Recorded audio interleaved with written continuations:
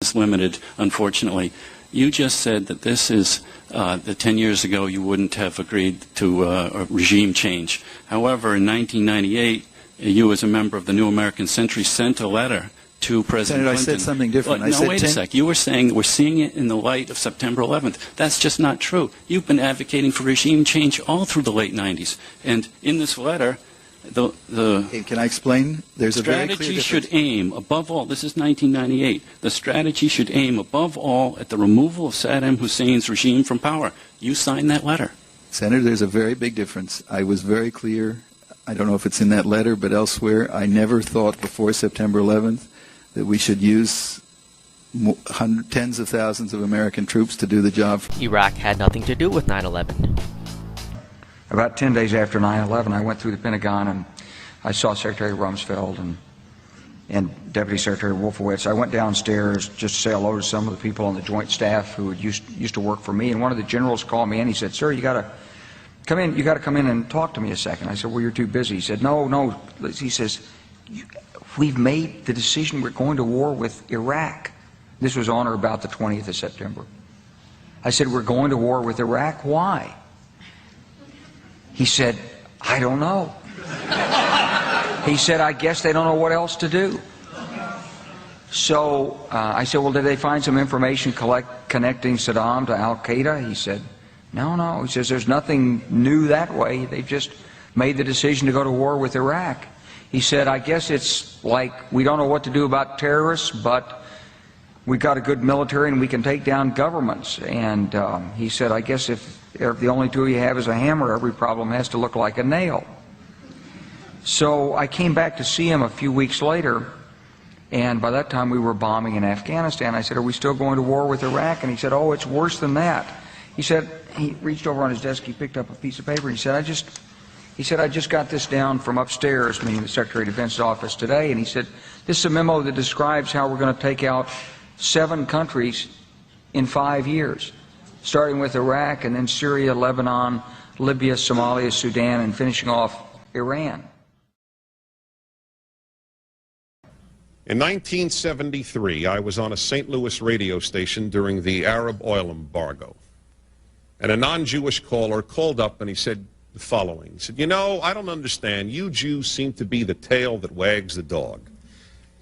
You want America to take great concern over the Jews of Russia and exacerbate tensions with the other superpower. You want us to help Israel and have hostile, therefore more hostile relations with those who have our oil. What gives with you Jews? Are you the tail that wags the dog?" It took the World Trade Center bombing to take Hamas seriously in America. It's too bad. Maybe had we taken it seriously sooner, a few families would have had their fathers and brothers and sons in New York.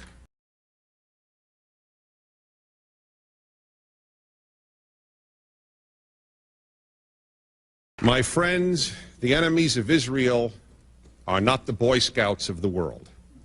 The enemies of Israel is Iran, which is destroying its Baha'is, Sudan, which actually crucifies blacks. New York Times article a couple of months ago, but didn't get to see that on CNN.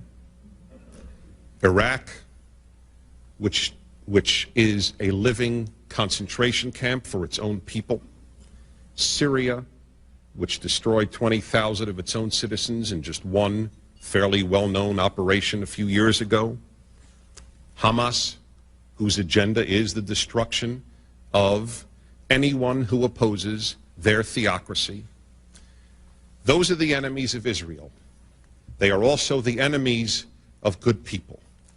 It is not a position we Jews asked for, but when we make this known to non-Jews, they will understand why we are here. Joining me now here in the BBC World studio is the former Israeli Prime Minister Ehud Barak, who's in London at the moment. Mr. Barak, welcome to BBC World. First, your reaction, having heard what's happened. At least 4 planes have been hijacked, and there may be more. The world will not be the same from today on. I don't know who is responsible. I believe we will know in 12 hours. Bin Laden sits in Afghanistan.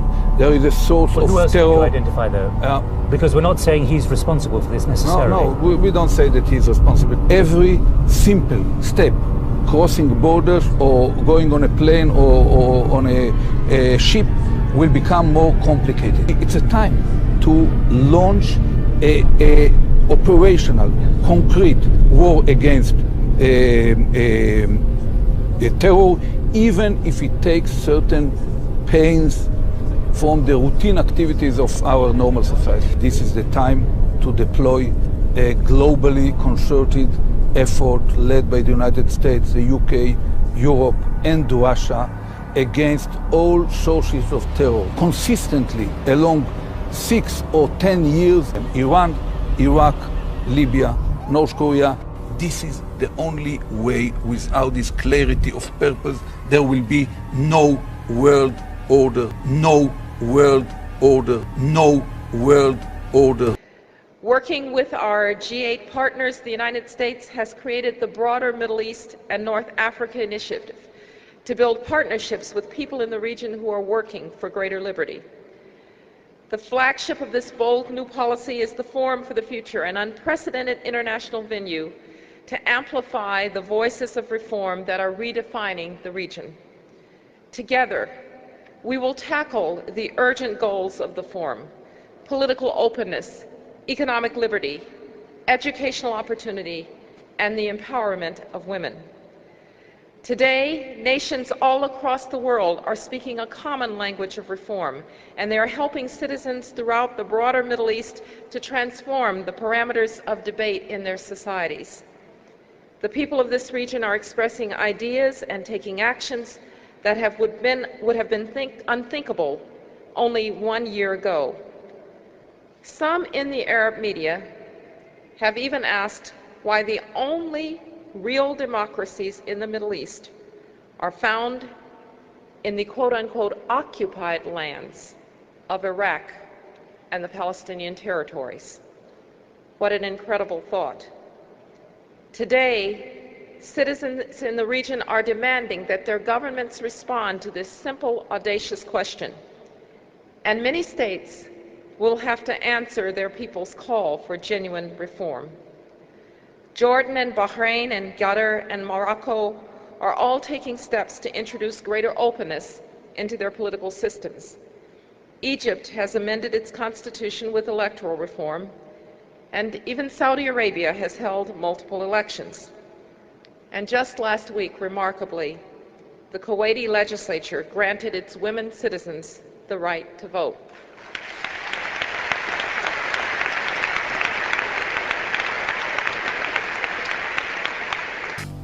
There you have it. All the chaos we see today was deliberately planned by the Zionists.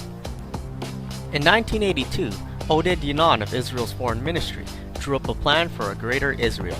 The plan is to destabilize governments of surrounding regions by creating sectarian war to expand Israel's hegemony in the Middle East. It's been followed to the teeth. Iraq is divided, Syria is divided, ISIS is working to divide Lebanon, and if successful, Iran will be isolated. The application of power is the most important thing in winning the war on terrorism. If I had to say, what are the 3 principles of winning the war on terror? It's like, what are the 3 principles of real estate, the 3 L's, location, location, location? The 3 principles of winning the war on terror are the 3 W's, winning, winning, and winning. The more victories you amass, the easier the next victory becomes. The first victory in Afghanistan makes the second victory in Iraq that much easier. The second victory in Iraq will make the third victory that much easier too, but it may change the nature of achieving that victory. It may be possible to have implosions taking place. I don't guarantee it, Mr. Turney, but I think it makes it more likely, and therefore I think the choice of Iraq is a good choice. It's the right choice. Yeah. United States Lieutenant Colonel Ralph Peters drew up a revision to this plan in 2006. John Kerry is preaching these plans today and wants ISIS to remain in control of certain parts of Syria. Now with Iran, Netanyahu is saying the exact same jokes he said about Iraq. Well, let me show you. Brought a diagram for you. Here's the diagram. If it looks like a duck, if it walks like a duck, if it quacks like a duck, then what is it? What is it? That's right. It's a duck, but this duck is a nuclear duck. A few days after the nuclear deal was announced, he released his latest book. Here it is. It's a 400-page screed detailing his plan to destroy the state of Israel.